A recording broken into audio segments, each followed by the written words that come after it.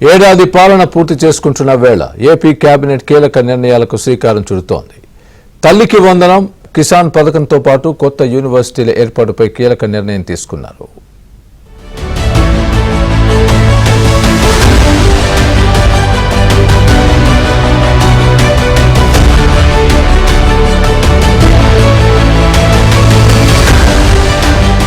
AP cabinet కీలక నిర్ణయాలు తీసుకుంది.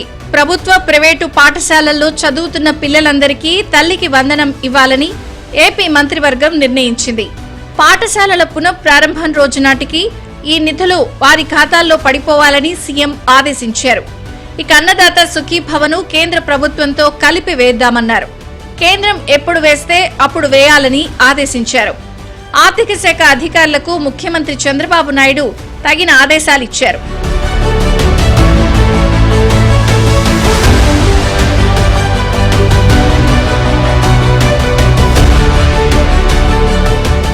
మంత్రివర్గ సమావేశంలో మేనిఫెస్టోలో ఇచ్చిన హామీలపై కూడా చర్చ జరిగింది.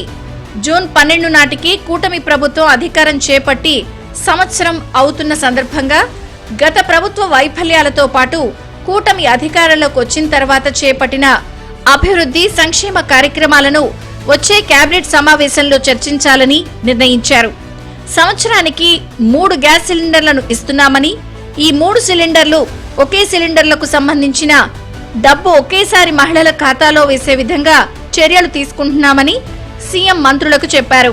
ఇక లబ్ధిదారుల వద్దకు వెళ్లి ఫ్రీ గ్యాస్ సిలిండర్ వస్తుందా లేదా అని తెలుసుకోవాలని మంత్రులకు సూచించారు.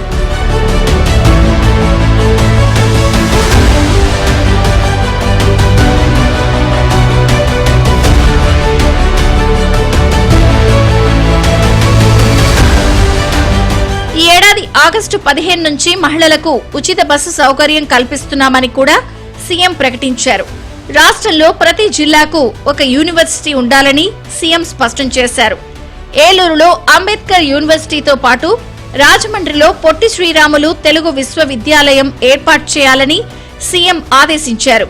శ్రీశైలంకు రద్దీ బాగా పెరిగిందని, ఆదాయంలో 2వ స్థానంలో ఉందన్నారు. శ్రీశైలం ప్రాంతాన్ని బాగా అభివృద్ధి చేయాలని సీఎం తెలిపారు. అటవీ శాఖ అధికారులతో కూర్చుని సమస్యను పరిష్కరించుకోవాలన్నారు. టెంపుల్ టూరిజాన్ని కూడా డెవలప్ చేయాలని కేబినెట్ సమావేశంలో సీఎం వెల్లడించారు.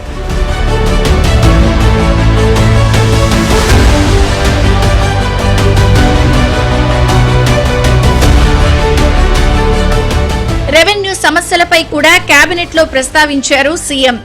రెవెన్యూ సమస్యలు చాలా పరిష్కారం కావడం లేదన్నారు. ఎన్ని సమస్యలు పరిష్కారం అయ్యాయి అనేది 3 నెలలకు ఒకసారి నివేదిక ఇవ్వాలని ఆదేశించారు.